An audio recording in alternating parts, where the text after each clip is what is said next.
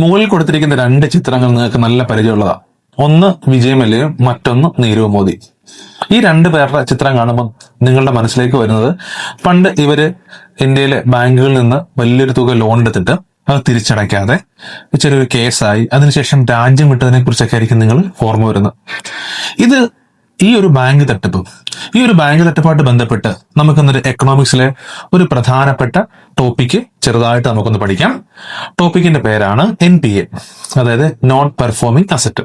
നോക്കാം. സാധാരണഗതിയിൽ നമ്മുടെ രാജ്യത്ത് സ്വകാര്യ വ്യക്തികൾക്ക് അതുപോലെ തന്നെ ബിഗ് കോർപ്പറേറ്റുകൾക്കൊക്കെ ബാങ്കുകൾ ലോൺ കൊടുക്കാറുണ്ട്. ഈ ലോൺ എന്ന് പറയുന്നത് ബാങ്കിനെ സംബന്ധിച്ചിട്ട് അസറ്റാണ്. കാരണം എന്ന് വെച്ച് കഴിഞ്ഞാൽ ഈ ലോൺ കൊടുക്കുമ്പോൾ ലോണ് റീപേ ചെയ്യപ്പെടും, അതുപോലെ തന്നെ അതിന്റെ പലിശയും റീപേ ചെയ്യും. അപ്പൊ അതുകൊണ്ട് തന്നെ ബാങ്കിനെ സംബന്ധിച്ച് ലോൺ ഒരു അസറ്റാണ്.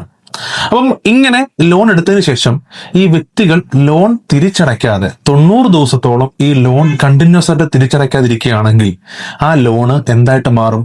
ഒരു നോൺ പെർഫോമിംഗ് അസറ്റായിട്ട് മാറും. ബാങ്ക് അതിനെ NPA ആയിട്ട് കാൽക്കുലേറ്റ് ചെയ്യും.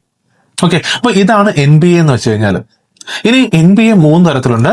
അതിലൊന്നാണ് സബ്സ്റ്റാൻഡേർഡ് അസറ്റ് എന്ന് പറയും.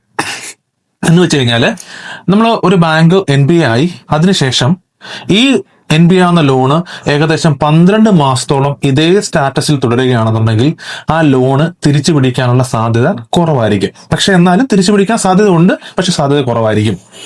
മനസ്സിലാവുന്നുണ്ടോ? അപ്പം ഇത്തരത്തിലുള്ള അസറ്റിനെയാണ് നമ്മൾ സബ്സ്റ്റാൻഡേർഡ് അസറ്റ് എന്ന് പറയുന്നത്. മറ്റൊന്നാണ് ഡൗട്ട്ഫുൾ അസറ്റ്.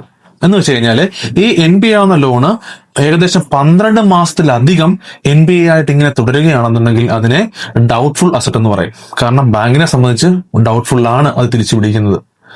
മറ്റൊന്നാണ് ലോസ് അസറ്റ്. എന്ന് വെച്ച് കഴിഞ്ഞാൽ NPA ആവുന്ന ലോണ് കുറെ കാലത്തേക്ക് അതേ ലെവലിൽ തന്നെ ഇങ്ങനെ പോയിക്കൊണ്ടിരിക്കും. ബാങ്കിനെ സംബന്ധിച്ച് ഒരിക്കലും അത് തിരിച്ചു പിടിക്കാൻ കഴിയില്ല. ബാങ്ക് എപ്പോഴും ആ അസറ്റിനെ ഒരു നഷ്ടമായിട്ടായിരിക്കും പരിഗണിക്കുക. ഇതാണ് ലോസ് അസറ്റ് എന്ന് പറയുന്നത്.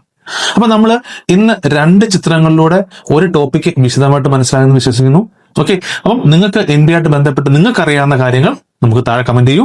Thank you so much.